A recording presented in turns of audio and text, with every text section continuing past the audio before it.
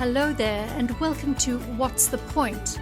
A question we should all be asking ourselves, and the podcast by brand architect Bill Ellis that will help you discover, clarify, and live your purpose. Hello, everybody, and welcome to another episode of What's the Point?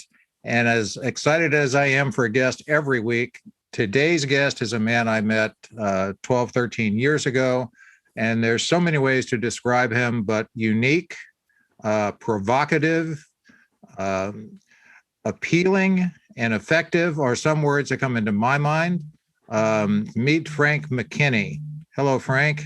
Hey, Bill. Coming to you today from my oceanfront treehouse office. Which I love. We'll talk more about that in a little bit, but let me give a more formal introduction to the listeners, please, Frank, because not everyone knows you, but a lot of people do. So Frank is a modern day Renaissance man, and he is a real estate artist, a 7-time international best-selling author, kind of a superhero meets Robin Hood. He refers to himself as a philanthro-capitalist, which we'll talk more about during the show.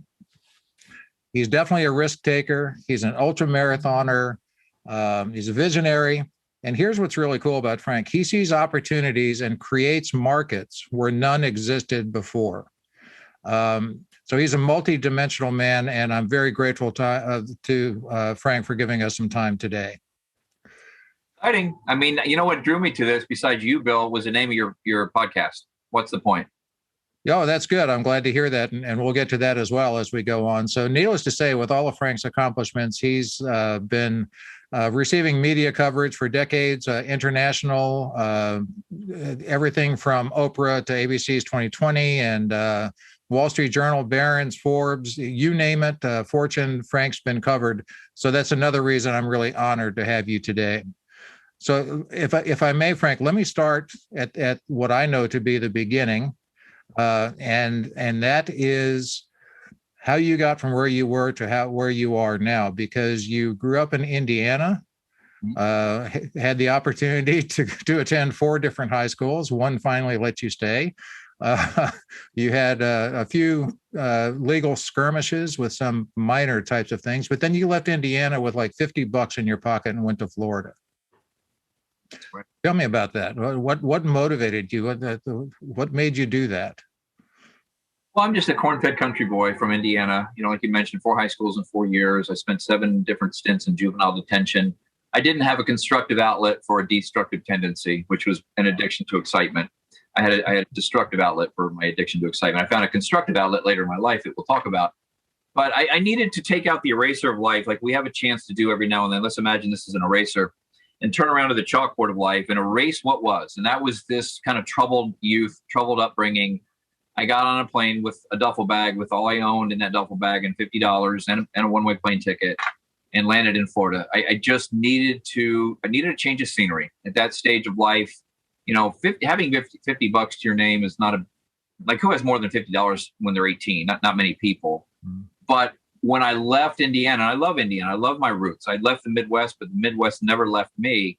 I needed to find a place that I could discover my professional highest calling, which is a gift God gives you to do something a little bit better than most that puts food on the table and money in the bank, and discover ultimately my spiritual highest calling. I didn't know those things when I was 18. I didn't even know those things existed, but I knew that I needed a change of venue. I needed a change of scenery. And that's why I hopped on that plane with all my belongings on my back.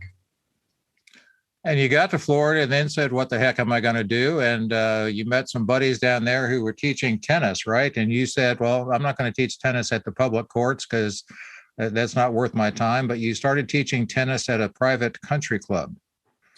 Yeah, so when I landed in Florida, I don't believe in the welfare mentality or the entitlement mentality. I mean, the welfare system's one thing, and that's fine. But the mentality, once you let it permeate your pores, is very toxic. So I got a job digging sand traps on a golf course. I was a maintenance worker, earned $4 an hour. I was very proud of that job, Bill. Though I was very proud. I earned a nickname, the White Haitian, actually, because I was the only white guy working along Haitians, and yet I was around affluence. So for people that have the age that you and I reflect, you'll remember a show on TV called Lifestyles of the Rich and Famous. Oh yeah. And that really impacted me as a young 18, 19-year-old. Like, I would go watch that show at night, which was a very voyeuristic look inside the lifestyle of the rich and famous, for those of you who never saw the program. And yet during the day, Bill, I got to see people live it for real. I get to see people, play golf all day and then tennis in the afternoon. And so I decided after about 6 months as a maintenance worker that I wanted to be a tennis pro. I was a very good tennis player as a junior, as a young boy. And I picked up the tennis racket. I got back into tennis shape again. And I started as a teaching professional, where I chose to teach in the most affluent communities that were just being built in Palm Beach County. Okay. And that way they could afford what I was going to ask for per hour. And I went straight from $4 an hour to $50 an hour as a tennis professional. Yet I was around affluence again. As a maintenance worker, I'm watching these people play golf all day. As a tennis pro, people were paying me $50 an hour to come take a lesson at 11 a.m. on a Tuesday.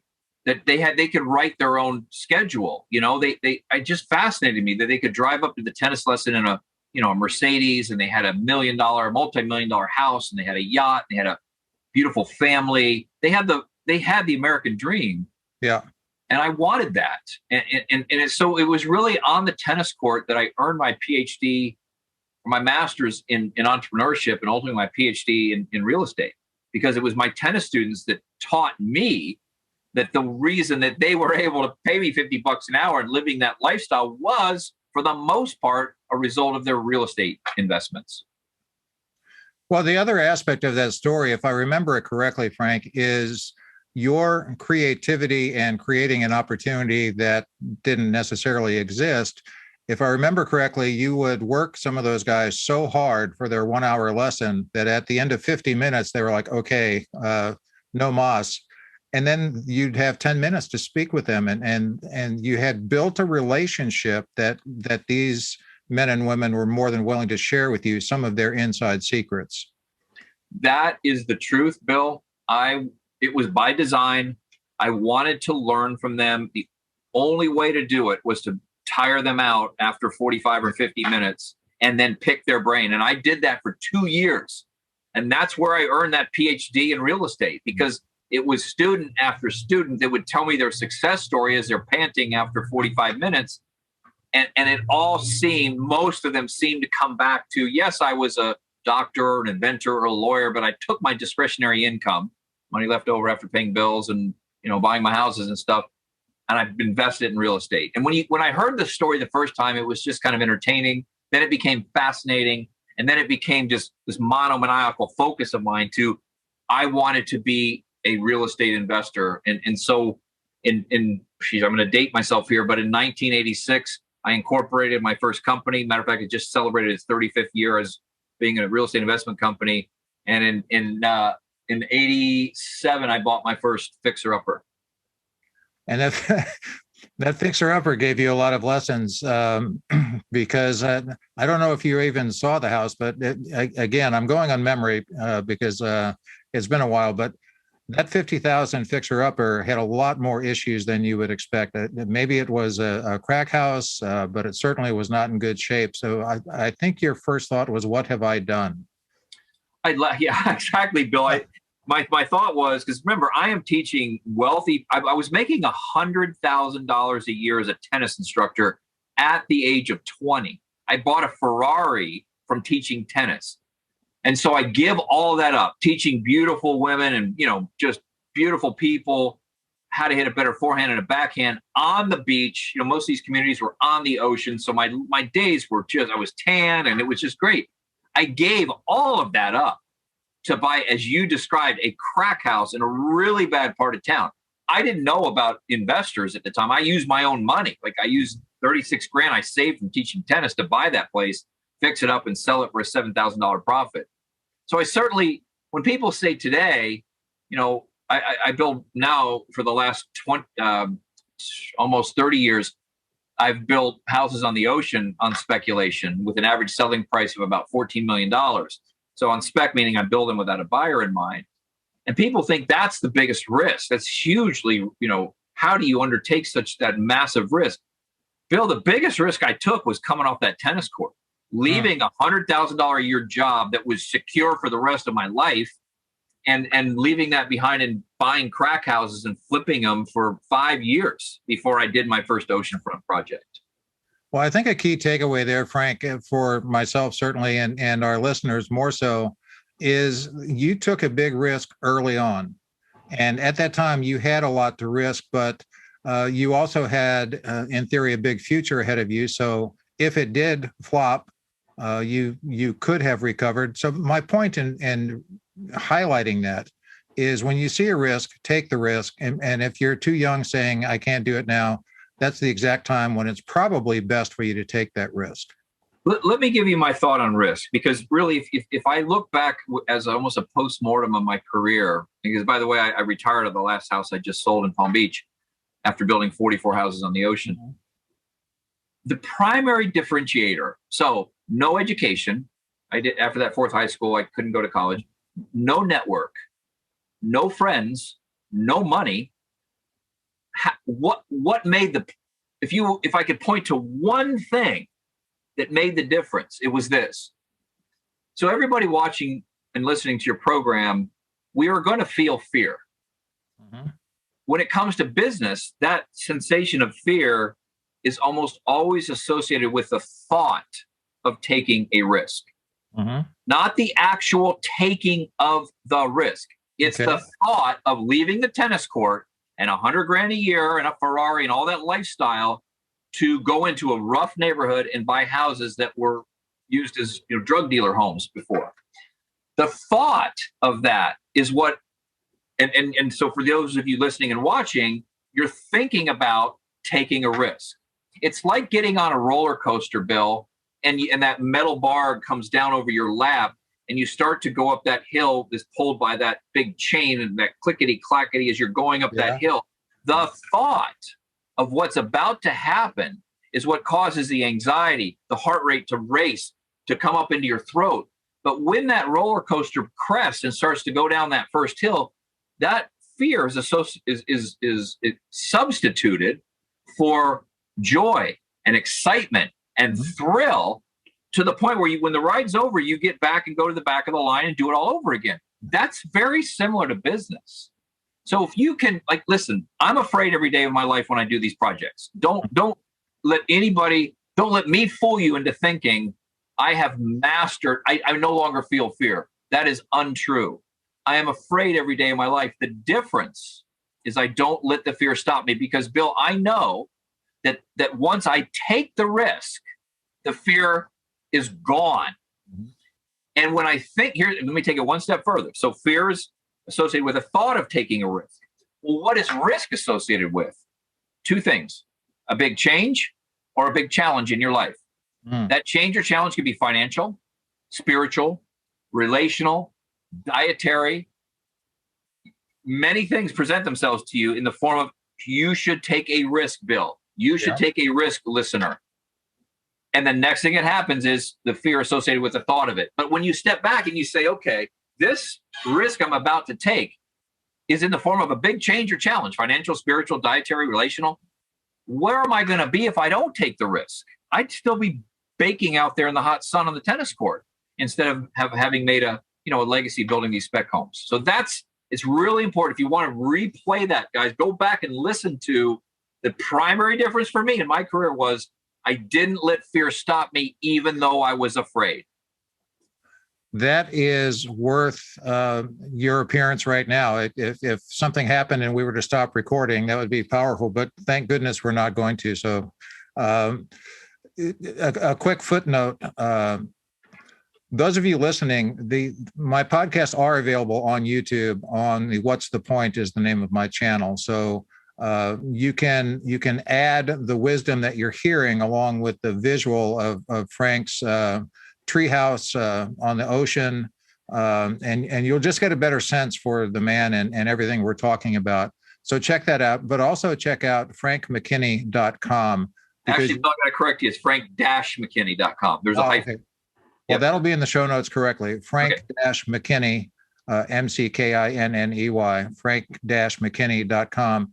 because on that site, you'll be able to take a look at some of these homes that Frank has created, and they are just breathtaking. But here's another aspect of that. You talked a few moments ago, Frank, about finding a constructive channel for your, I think you said, addiction to excitement. And Frank did that through constructive ways of promoting himself and his business, so that when one of these spec homes was finished, it wasn't just listing it on the market or going to Zillow, which didn't exist at the time. It was, this is a big house. It's, people are going to want to be blown away. So there was always an event that you created around introducing that house, and that brought in press, and it created excitement. And you were the center of the excitement next to the house. So things like motorcycles flying through the air on fire, and all sorts of things. And I'll let you explain a little bit more about that. But you earned a couple of names: the Real Estate Rock Czar and the Daredevil Developer. And you started to really create that Frank McKinney brand. Tell us a little bit more about those promotions, please, Frank. Well, let's equate this to the viewer and the listener first. So, personal branding is the art of amplifying your essence to the point where your customers, either current or future, become subliminally intoxicated with you first, then your product or service. Your product or in business school, they teach you the opposite. Brand your product, brand your service. Your service or product cannot speak for itself. Unless you're Coke or Pepsi or Apple or Kleenex, that's fine. They've established that a long time ago. We are competing with 8 billion other people, and in your line of work, whatever it may be, there's hundreds of people competing.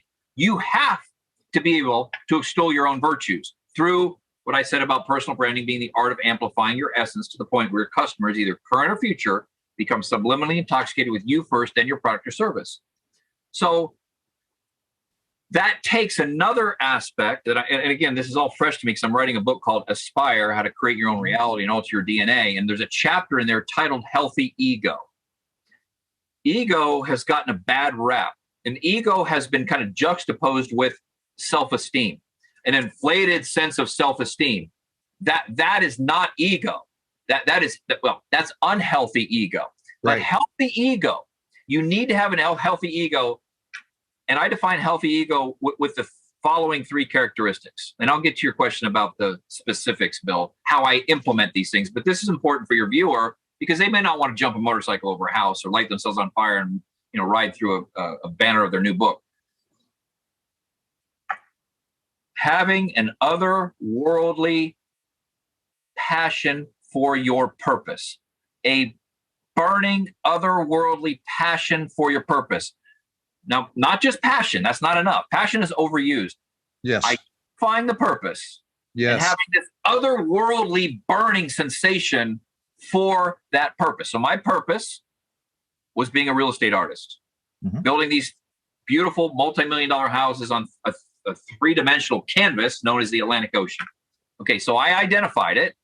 I had an otherworldly passion for my purpose. Second, believing that you're one of the best in the world at what you do. I am not the best. That's unhealthy ego. For me to come on here and say I'm the best spec home builder in the world, there's others that are way better than me. But I know I'm one of the best in the world. Okay, so we've got step 1, an otherworldly passion for your purpose. Step 2 is believing you're one of the best in the world at what you do. And the third part, and this is where people fall down, not being afraid to share that with the world. You have got to share that fact, that belief, and that otherworldly passion and purpose with the world, or nobody will hear about you, and then eventually they'll hear about your product or service, which takes me full circle to what we would do with our real estate grand unveilings. Bill, they belonged in Vegas or on Broadway because they were theatrical representations of 3-dimensional art. I can't sing. I cannot play an instrument. I can't sculpt. I'm learning how to paint. For the most part, I can't paint. So I always wanted to be an artist, but I couldn't. I create that artistry that you can go to frank-mckinney.com and see. But then is it artistry if it doesn't sell? Well, that makes me a starving artist. I don't want to be a starving artist. I want to be a Van Gogh, Renoir, Monet of real estate, and sell my paintings like they sell my products, my houses like they sell their paintings for millions of dollars. So we create these very theatrical, interactive events where people will come. Mm-hmm. When I say people, now there's a method to the madness. There's, like you said, media there. There are VIPs there. There's multi-million-dollar real estate brokers there. Mm-hmm. And there's usually some government officials there. And the conversation with the broker typically goes something like this. So they'll get on the phone and they'll say, wow, you should see this guy. He's flying over a house on his motorcycle. I don't know. The show, maybe it's a little corny, but you got to see this house. You have got to see what this guy does. Mission accomplished. I do not come with the house. The show is over within an hour. I mean, for those of you who go to YouTube, you'll see my hair is a different color. My clothing's a little bit suspect. That is part of the attraction to the main attraction. I'm the opening act. And once I open the door to the main act, being the front door, that's when the real show starts. Well, I can tell you what, Frank, I knew this would be a great discussion, and it's even better than I could have imagined. Your definition, your description of a personal brand, and I've been in branding for most of my life, is the single best description and definition and relatable identification of what a personal brand is and why a personal brand is important that I've ever heard. So listeners, wherever you are, running, walking, on a treadmill, sitting, whatever, go back and listen to this again and write that down, because I tell you one thing, I'm going to. You know what I'm doing? Let's repeat it, and I'd like to break it down in little pieces real quick, Bill. Sure, is that all right? Okay, absolutely. Personal, it's so important because it took me 25 years to understand this. Personal branding is the art of amplifying your essence. Okay, let's put a stop there. What is your essence? Mm-hmm. It's the piece of you that sets you apart. It can be something physical. I worked with one lady who was an opera singer who wanted to get into real estate. I taught her to sing her listing appointments. She was the operatic realtor. So that was part of her branding. Mm-hmm. Sit in front of the mirror, sit in front of your significant other, sit in front of a focus group, and have them help you identify what your essence is. What is it that sets you apart? The way that you see me sitting here is kind of how I would have approached my high school day. Like, I didn't change. I didn't want to co-op myself for my to be a businessman. Mm-hmm. And so part of, I think, my appeal, to the media over the years has been, he doesn't look like a businessman. He definitely acts, a little bit different than a businessman and dresses different than a businessman. That's just enough time to let their jaws drop so that I can show them the true thing that matters. Let's go to the second part of the statement. So you understand what your essence is, to the point where your customers, either current, because you have to maintain what you've got, or future, become subliminally, meaning subconsciously. This is not overt. It's working on the subconscious mind of the consumer. So they become subliminally intoxicated with you. I use the word intoxicated, not fascinated, intoxicated with you first. Because what that does is opens the synapses of the consumer's brain to the point of being willing to move from I need a house to I desire yours.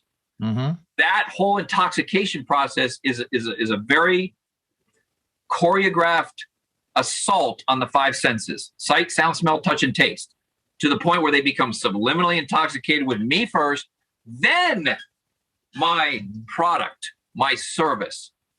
It becomes a lot easier then if you've built that essence, that what sets you apart, to the point where your customers are now wanting to see, okay, what do you got to offer me? You've mm-hmm. got my attention, and then you got to back it up with substance, though. So I've got plenty of flash, but if I didn't have the substance to back it up, Bill, I would be a laughingstock. Well, again, I'm going to rewind this and write it down, and thank you for giving me insights that I've never had before. And so you people listening and or watching, this is as good as it gets. It's as good as it gets. And I'll make this comment, whether you're watching or not. Frank, I couldn't pull it off, but that shirt you have on is absolutely fabulous. I'm sitting here. I know it's probably just something out of your closet, but it's funny when Halloween rolls around, everybody gets all excited. I said, you come over to my closet. You can go in my closet. There's a chapter in my first book, Make It Big, which came out almost 20 years ago. And it still resonates with people today. Make It Big came out in 2002. Each day, we're on the concert stage of life. So you better make it rock. So there is no, there's no, when it comes to my brand, I would have put these kind of things on to work in the treehouse if I wasn't meeting with you today, Bill. Mm-hmm. It's just part of the brand. I got to go shoot a video at 2:00, but that aspect for me has done one thing. Well, it's done a lot of things, but did one thing primarily early in my career. When I was showing a $50,000 or $100,000 house, and the people showed up, I had this momentary, like they would have a momentary lapse in the synapses. Like there's something that doesn't add up. This guy with the long hair, and he's like his voice is what I heard on the phone, but it doesn't match. That's all I needed. Just let me. And it happens to this day, Bill, when they walk into one of my multi-million-dollar homes, if they don't know who I am, they're taken aback. That's when I have the opportunity to come in with the 5 senses, sight, sound, smell, touch, and taste, to get them to move from need to desire.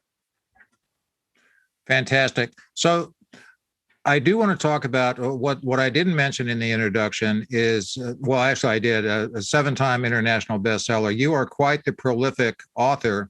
And the new book, Aspire, the full name is Aspire, How to Create Your Own Reality and Alter Your DNA, just fits right into what we're talking about. Okay, well, yeah, sure, go ahead. Go ahead. Yes, Jose, I'm on a phone call.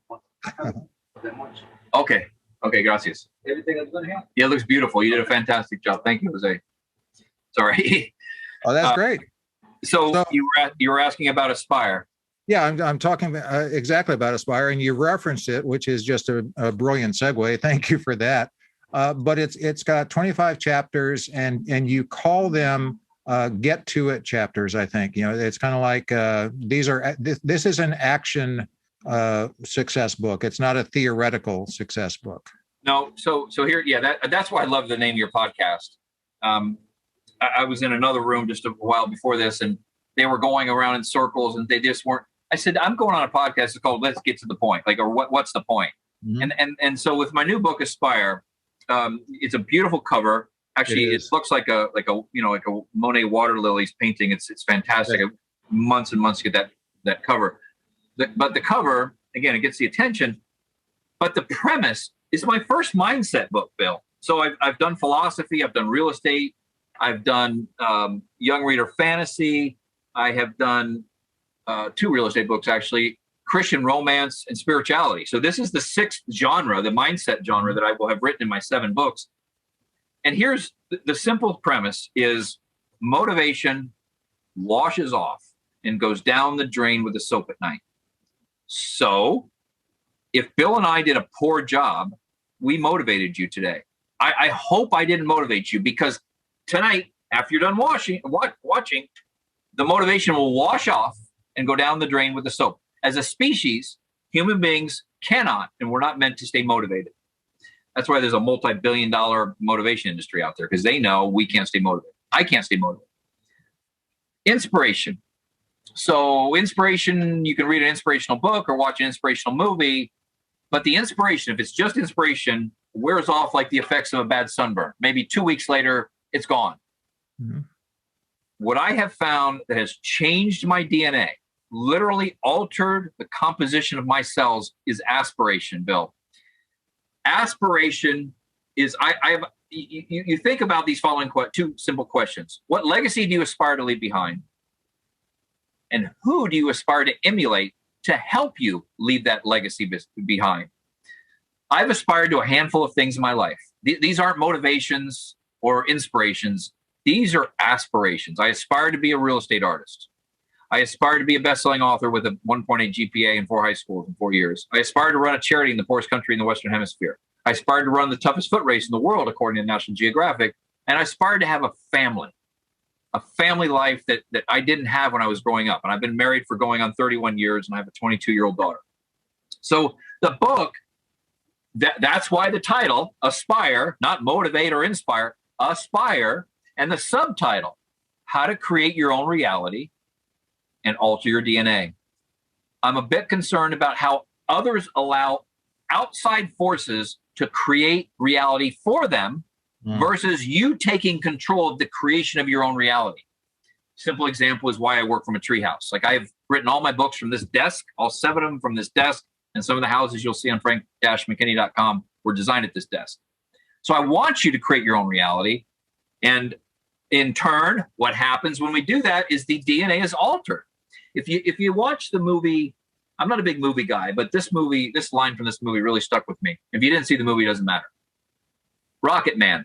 It was the story of Elton John's life from Reginald Dwight to Elton Hercules John was his middle name.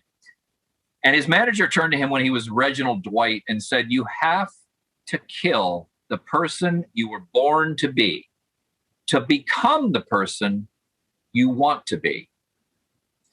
Wow. Yeah. I was born to be a banker. My father was a banker. My grandfather was a banker. I had a banker's left brain mentality, very statistical and analytical, but I didn't have a creative bone in my body. I didn't want that. I had to kill what I was born to be to become what I wanted to be.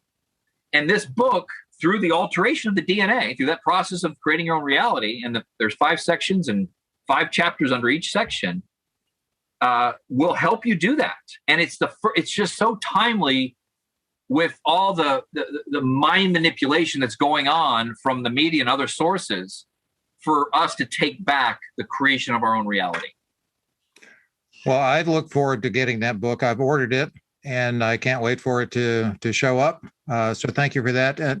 But let me move on, because there, again, like I said, there's so much about Frank McKinney to cover, and it's not just about Frank, but what you've heard so far, listeners, is just rich, meaningful information and examples of how we can improve our lives and live the life we want to live. And Aspire is going to, at this point, be the crown jewel in that.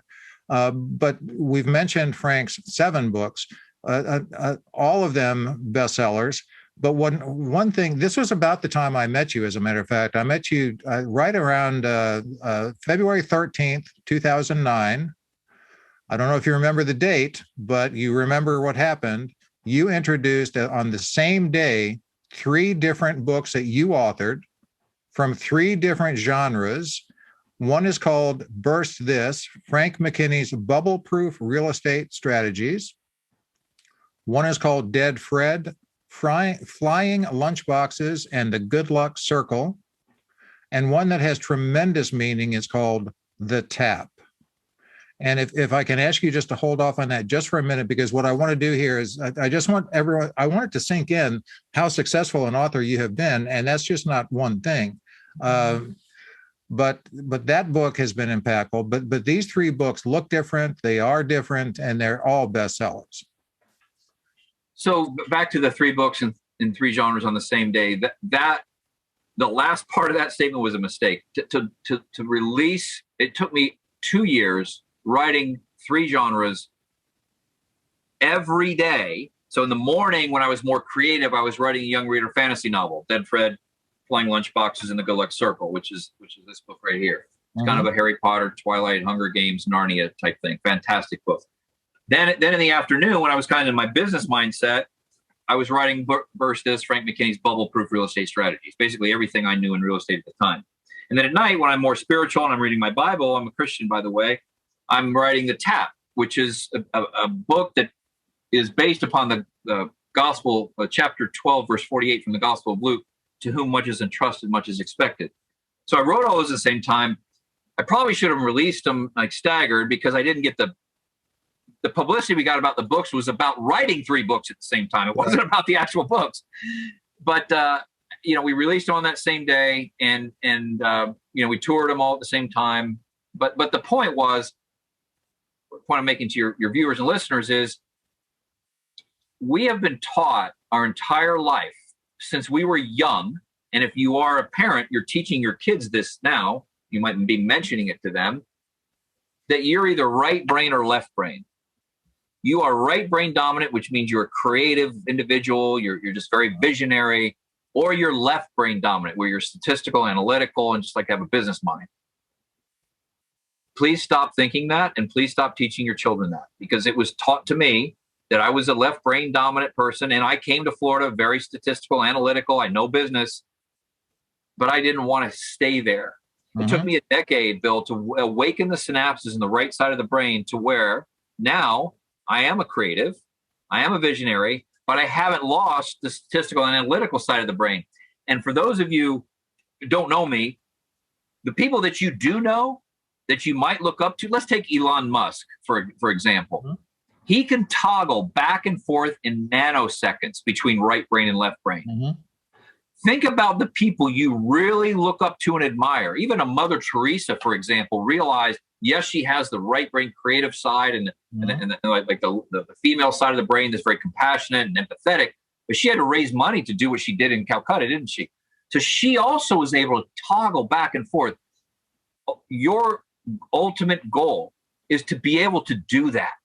Don't say to yourself into the mirror, oh, my partner's the creative, I'm the business mind.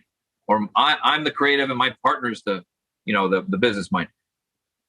What happens when the partnership breaks up? Spend time now reigniting the side of the brain that has not been dominant. It can be done, and it's really a lot of fun. Yeah. And that was kind of what happened when I did spirituality, business, and young reader fantasy at the same time. My synapses have never been the same since. That's a great example. And just as another footnote, the Dead Fred book, now that you talk about your 22-year-old daughter, I've got twin, soon-to-be 10-year-old granddaughters.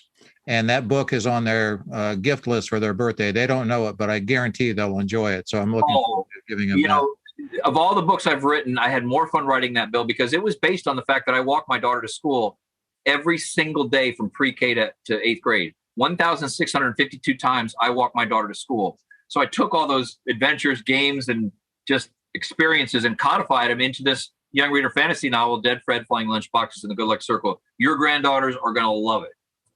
I know they will, and thank you for writing that. And a quick sidebar, since you brought up your daughter, she ended up going to Penn State University and distinguished herself. She became the president of the student body of Penn State. And she just clearly has picked up a lot of what you and your wife have lived. And what a great, talk about a legacy. There's no greater legacy, I think, than our children. And your daughter seems to be just an incredible young lady. She's very far advanced from where I was, Bill. I was not into politics. For me to run for, not even dog catcher, like it's not, I have this thing unelectable on my forehead. She being elected to preside over 46,000 kids at Penn State as a president, and she was vice president the year before, was that really made us extremely proud. Yeah, that's quite an accomplishment. So let me move on. I said I want to talk a little bit more about the TAP because that leads into a very significant and impressive area of your life and your endeavor, and that's philanthropy. And a different translation of the Gospel of Luke, chapter 12, verse 48 is, much will be required of the person entrusted with much, and still more demanded of the person entrusted with more. Now, yep. I'm going to paraphrase a quote that I heard you give on stage, I have used this quote in so many different situations and talks and writings. Everybody wants more. We pray for more. We seek more. We strive for more. But before we do that, we need to stop and give thanks for the more we already have. That struck a chord with me, Frank, that will stick with me from 12 or 13 years ago till I'm moving on. Well, thank you for bringing that up. And if we can spend a minute on that whole concept and on the TAP, Please first of all, if you are not religious, please don't turn away, because that passage that Bill just read verbatim, and I'll make it simpler: to whom much is entrusted, much is required; to whom much is given, much is expected, is a great life mantra. It has nothing to do with agnostic, atheist, Christian, Muslim, Jew, Hindu. It is a great life mantra. So absolutely. It being entrusted with a lot, having gone through the 4 high schools in 4 years and all the juvenile detention, and coming and realizing that God blessed me with this success to build these beautiful houses on the ocean, and this came from my mentor, by the way, this is not an original thought. My mentor taught me, Frank, you found your professional highest calling. What's your spiritual highest calling? Mm-hmm. And he presented that to me, challenged me with that at a point in my life when I was really depressed. I was really down and out, not professionally. Yeah. I had more cars in my garage and clothes in my closet and food in my pantry that I knew what to do with, but I had no heart in my soul. I had lost all soul in my heart because I was so materialistic and consumeristic. That's where the word philanthro-capitalistic came in, taking the best of philanthropy, the best of capitalism. And in the book, The Tap, it's a very, very simple premise. So this is an image. The image really, that's why I didn't even put a subtitle to this, Bill. This is the Sistine painting from Michelangelo in the Sistine Chapel. The finger of God was touching the finger of Adam. I took Adam out of the picture. I actually had to pay a royalty to the Vatican to take Adam out of the picture, Adam in the Bible, and put you, the reader. So there's times in life when you will experience what's happening in this picture. One of life's great tap moments when God comes down and taps you on the shoulder and calls you to more. This book teaches you how to do a couple things. One is recognize those moments when God comes down and tap you on the shoulder. And for those of you who aren't into God, you can use the universe. Comes down and tap you on the shoulder. And then the most important part is how to act on them, how to be a responsible steward for the more that you already have. Because then, as Bill said, you did a perfect job phrasing it, not even paraphrasing it. When we get on our knees, if we happen to pray, we are inside that prayer, even to the universe. If you're not praying to God, there's some form of more health, more love, more peace, more joy, more happiness, more wealth. What are you doing with the more you already have? Mm-hmm. And when God and the universe realizes you're a responsible steward for the more that you've been given, more will be entrusted to you. I'm living proof. Bill Gates, to me, is living proof. Mm-hmm. He invents a software that runs a lot of computers, a software system. But his second act, Bill and Melinda Gates Foundation, and what he's done in the millions and millions of lives that he's saved because of realizing he needed to be a responsible, and he's not even religious at all, be a responsible steward for the blessing he's been given. This, to me, is the ultimate success in the business of life. Mm-hmm. When you can dovetail your professional highest calling with your spiritual highest calling. I build houses for the most wealthy, Bill, that don't even need them. Mm-hmm. Like these wealthy people, they have houses all over the world. But that is my professional gift, and it'd be sinful for me to waste it. What about the poorest country in the Western Hemisphere, that being Haiti, where we have built now, as we speak, we're on our 29th self-sufficient village in the last 18 years, where we built these villages in 25 different cities in Haiti, touching and creating a self-sustaining existence for 12,800 Haitian children and their families. See, that's being a responsible steward. It's not about putting more cars in my garage or clothes in my closet. I learned that. It's about taking the blessing. God blesses us materially for a reason, and it's to share those blessings with those less fortunate who will likely not succeed at our level. And that's the significance of the title and the experience of the book, The Tap. You received a tap that when you were at one of your lowest points, when you realized that what's going to get you out of that low point isn't more material things, but it's more what you can do to make this a better world, a better universe for people that you can share and amplify your gift. And that's just incredible. So Frank talks about his work in Haiti, and it's called the Caring House Project. And that Caring House Project, Frank's alluded to, has built two words, or one if you count the hyphen to make it one word, self-sustaining villages. 28, is that correct? You just finished your 28th? We're on our 29th now. We're building our 29th. Yep. Yeah. So my interpretation, to go back to the philanthro-capitalist concept, when you go, not if you go, when you go, so go to frank-mckinney.com. And when you go to the section on the book Aspire, or in pretty much any section in there, what you're going to see is if you buy this many copies of Aspire, that will build half a house for someone. If you buy this many, so what Frank does, he just doesn't write these books so he can buy another fantastic shirt. although he might buy a shirt with that, but he takes a lot of that and fulfills his mission and fulfills his interpretation of the Gospel of Luke. Again, whether you're religious or whether you're just spiritual or whether you're just a good human.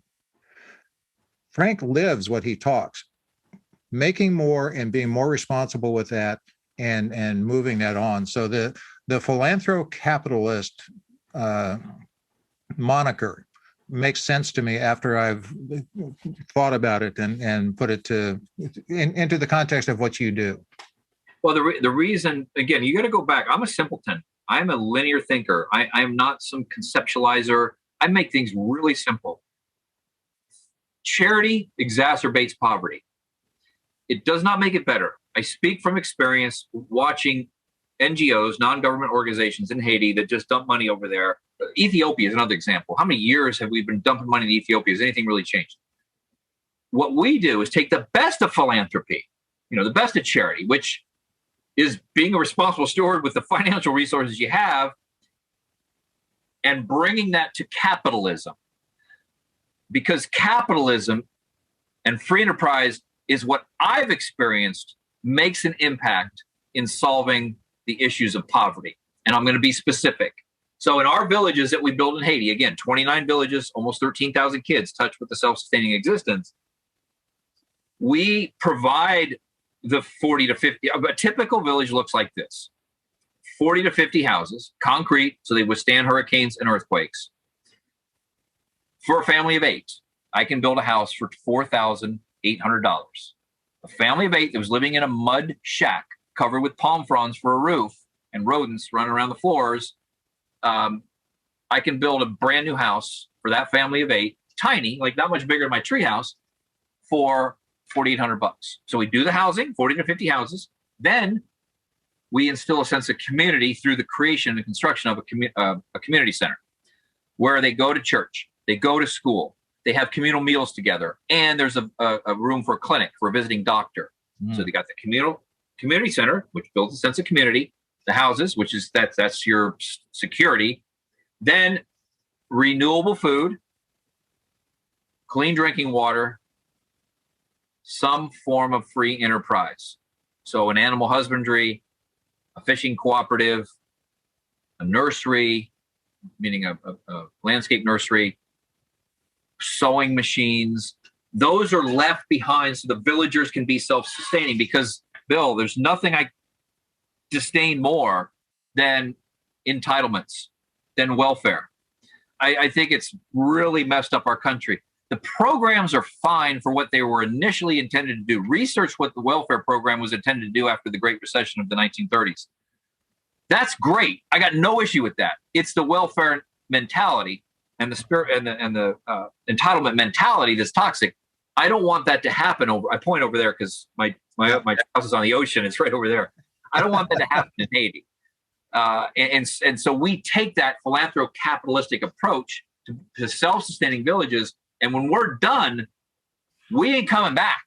They know we're not coming back to help you. You need to succeed on your own. And 28 villages later, we are 28 for 28. That's great. I'm going to read one of your quotes from your frank-mckinney.com website, which was put in the context of the statement of the Gospel of Luke that we've talked about. And this is where, to me, Frank, it gets, regardless of any religious affiliation, this is where it gets down to the nitty-gritty of really being what I would call a good human and making a difference, and how you interpret that. So to whom much is given, much is expected, to paraphrase. This is Frank's quote: "I felt the best way to reflect that was by starting a foundation that cared for those who had no shelter. After all, when you strip it down, I'm simply in the housing business and felt I should be providing that most basic need to those who have no home. Stability begins with a home. Without the need of shelter being met, there is little hope." That's right. It's that simple. It's that simple. So for those of you who have at least scratched the surface of your professional highest calling, a gift God gave you to make money doing something a little bit better than most, try to marry that with a spiritual highest calling. That's simply what I did. I'm in the housing business. I provide it to the wealthy. Shouldn't I? You must be providing this to the world's most desperately poor and homeless. I understand how to do that. I understand how to construct these villages. I have partners over there that execute this. And so rather than talking about it and debating it and getting into the religious thing, we're not a religious organization. I've got, hundreds and hundreds of donors, and we don't get into the religious stuff. I am very religious. I'm a Christian. I'm an usher at the 7 a.m. Mass at my church, and I have been for 20 years at my Catholic church. But this, I think it's dogma that's associated with religion that turns people off. It simply does. In the preachy nature of religion, I simply step back and say, if I were Moses, if Moses came back today, or Christ came back today, what would he do in that circumstance? Mm-hmm. He might have purple hair. He might have a fancy shirt and have, colorful shoes on, but he would be the one to take action in some of these places that needed to be stabilized or needed to instead of just survive, to thrive. That's the approach I take. Which is brilliant, because again, it's not a religious function. At best, it's a best described in my view as a spiritual function, and it's a matter of your daughter is a legacy, your family is a legacy, all of your houses are a legacy, but a real meaningful legacy that you're leaving the world is the impact you're making on tens of thousands of people that otherwise wouldn't have been able to live the life they can now. That's pretty impressive. It is. And so everybody watching or listening, there's one thing that I bet you would love to do besides the professional stuff we talked about. You'd like to change the world. Who wouldn't want to change the world? So I wanted to change the world, and I realized, going over to Haiti all these years, was I really making a difference? I'd come back very down, and we do a village and cut the ribbon, and then we drive to the airport for 2 hours, and there's just poverty for as far as the eye can see. I came to the conclusion, and I've shared this with all the people who have gone to Haiti with us, when we provide a self-sustaining existence, and let's say as part of that, one family moves from a mud hut to a nice new home, we changed the world. We changed the world because the world isn't perceived 8 billion people at a time or 16 billion eyes at a time. It's perceived through the eyes of one. Mm-hmm. So if I've done something for you, I changed the world, not your world, the world. Because as I see the world is how I see it. And that is how I realized, oh my goodness, you donors that have helped us with Caring House, you changed the world as seen through the eyes of one. If there's going to be a legacy, Phil, it probably isn't going to be the oceanfront homes that you'll see if you go to my website. It's going to be the generational impact we've had over there in Haiti. At least the legacy in the area that matters. And that area will be different depending on your beliefs. But in the greater arena of the universe, helping people live a better life is going to be a legacy where building a house or writing the best book or anything else isn't. It's interesting what you say, because a guest that I had 2 episodes ago is a brilliant young man here in St. Louis who is far from world known, but his one of his favorite sayings, and the title of his episode is, "It's small things done consistently that can change the world." And that's, so small is a relative term. What you do in my book is not small, but in other arenas it might be. It doesn't matter. You're making a difference. One more thing I want to get to, at least. I know you have a time consideration, so we only have a couple of minutes. So 2 things I want to get to. First, I just need to say this because it just shows, it goes back to what you talked about of fear and the perception of fear, and then walking through that fear and getting the benefit of doing that. Frank is also an ultramarathoner, and not just an ultramarathoner, but he is a 7-time finisher of the Badlands 135. That 135 means miles, a race of 135 miles, not just a race, but through Death Valley in the summer. Easy, right? Tell me about that, Frank. That's just wild. Man, you saved my hobby for last, something I could talk about for a whole hour. We should do a whole nother show on this because I'd love to have you back just as a footnote. And again, I don't expect everybody watching and listening to get into ultramarathoning. So ultramarathoning is defined as running a race in excess of 26.2 miles. So it could be a 50K, which is 31 miles. It could be, 100K, which is 61 miles, 50-mile race, anything. So the toughest foot race in the world, according to National Geographic, is this race called the Badwater 135-mile ultramarathon that takes place in Death Valley every July, has since 1987. And it starts at the lowest point in the Western Hemisphere at 282 feet below sea level. And it traverses over 3 mountain ranges. So you're going from below sea level to a mile up, then you're back down to sea level, and you're at 6,000 feet, back down to about 2,000. You finish at 9,000. Nonstop. So you have a 48-hour time limit to finish 135 miles. So there's for somebody like me who earns every footfall, there's my average finish time of 7 races I've finished is 44 hours. So I'm moving, but I'm moving very slow. Before I lose you on this, for those of you listening who are not into running, this is the metaphor. Things in life will present themselves, will lay themselves on your heart that are insurmountable, incomprehensible, and impossible. The 3 I's. Running 135 miles in 125-degree heat, where the pavement's over 200 degrees, nonstop, fulfills the 3 I's: insurmountable, incomprehensible, and impossible. And when it laid itself on my heart in 2004, I said to myself, and I had never run a marathon, let alone 100 miles. Others had done it. If I hired the right coach and I got my mind right, the miles will follow. Get the mind right, Frank, and the miles will follow. I finished my first race out there in the desert in 2005. And as Bill said, I finished 7 others. I've failed 5 times. I've started and failed 5 times. There's a whole other discussion. But the point was, going back to that first statement I made about fear, I was afraid about the concept, the idea of running that far on blacktop in that heat over those mountain ranges. I live in Florida, so there's no hills. With no aid stations, by the way. No, you're on your own. You're taking a crew that leapfrogs every mile. It's like a military operation. And I said, I want to do that. I want to try that. I want to not try it. I'm going to do that. I hired the coach. I saw that first finish line, and I saw a bunch more after that.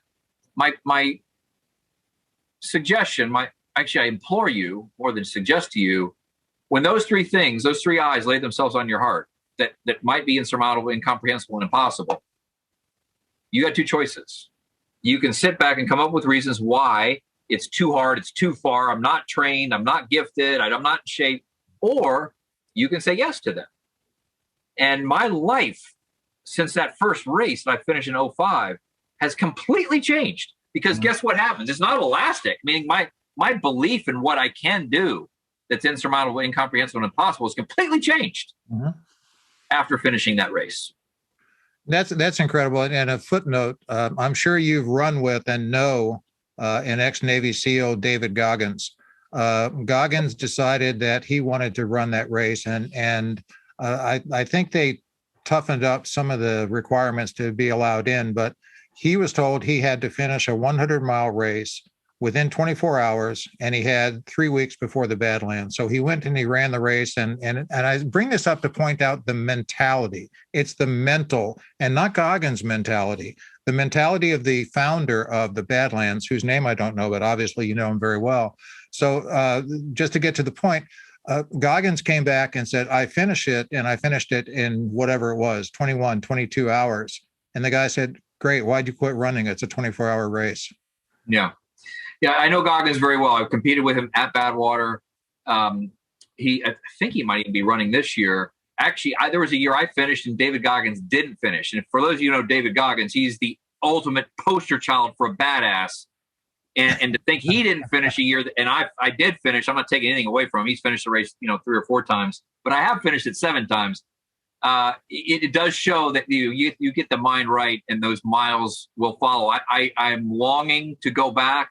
I've had knee surgeries. I've had cadaver cartilage put into my knees just so I can keep going. I'm not going to be racing there this year. I may go out and do a solo. I mean, I'll do the course, but not during the race. Anyway, that's irrelevant to your listeners, but just listen for those insurmountable, incomprehensible, and impossible things that lay themselves right there in their heart. And I hope that you pursue them.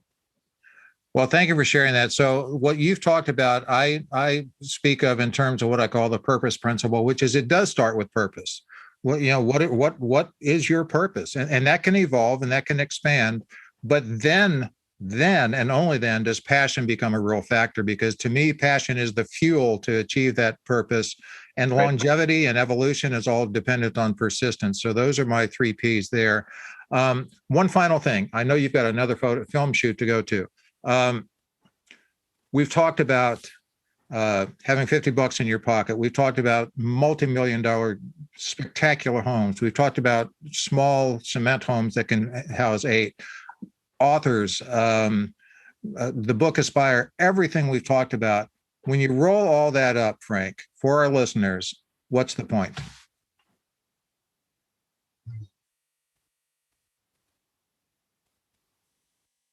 Point of all of that, live a life with no regrets. Let me rephrase that. Live a life without regretting what you did.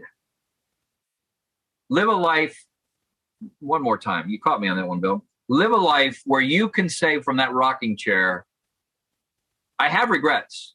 I do have regrets. Everybody's going to have regrets. I would rather regret what I did, like building that $50 million house and it didn't sell, or maybe, it was that the smartest thing to do. I don't want to sit there in that rocking chair and say, man, I regret not trying. I regret not getting over the fear associated with the thought of taking that risk. Because we're going to have them, Bill. And I want you to live that life free of regret of something that you wish you could have or would have done. That's the point. The point is, I could be taken now, and my legacy, my life is very, very full. I went for everything that I felt elevated my heart rate, but dropped my blood pressure. And I could be, I'm very content with that. Well, again, Frank, thank you for your time. Everyone listening, I'm glad I caught you off guard on one question because I thoroughly appreciate the answer and the meaning of that answer and the depth of the answer. So everyone listening, everything Frank McKinney will be in the show notes, or you can just go to frank-mckinney.com and get a lot of it. But everything from how to buy the book Aspire to any of the other 6 books to how to help with the Caring House Project and on will be in the show notes. And Frank, again, thank you for your time. Thank you for your wisdom. Thank you for what you do to change the world and what you do with the more that you have. Thank you, Bill. Last thought on Aspire and the other books, and even going to frank-mckinney.com. So frank-mckinney.com has been called Disney on a desktop by PC Magazine. It's like going to Disney. There's so much stuff there. You can take tours of the houses. You can see what we've done in Haiti. You can read sample chapters. For the books, though, like Bill mentioned, one Aspire book that you can pre-order now provides 200 meals in one of our orphanages or community centers that we have over in Haiti. So everything is tied to that. I make my money in real estate. I make no money from the sale of my books. And there's a reason we built 29 villages over in Haiti. Yeah. So take the time to go to frank-mckinney.com, pre-order Aspire, or just go to theaspirebook.com. And the book comes out a little bit later this summer. And Bill, I want to thank you for allowing me the opportunity to share everything that we did with your viewers and listeners, because that's the point. You're watching this. Hopefully you tune in with a purpose. What's the point? It's not just to learn, always learning, but never able to acknowledge the truth. There's a passage from the gospel, from the Bible. I forget which passage it is. I think it's from Hebrews. Don't be a lifelong student. Be a lifelong learner. Get out of the classroom. Yeah. Implement the stuff you've learned. Well, Frank, thank you again. The reason I do this podcast is to help people discover, clarify, and live their purpose. And goodness, you're a great example of that. So thank you so much. I look forward to speaking again soon. See you, everybody. Thanks so much for tuning in. And if you like what you heard, please subscribe so you don't miss an episode. We can promise you'll gain value in every one.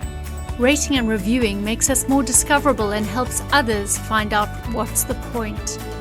And if you'd like to know more about Bill Ellis or contact him, please visit his website, www.brandingpillars.com. See you next time.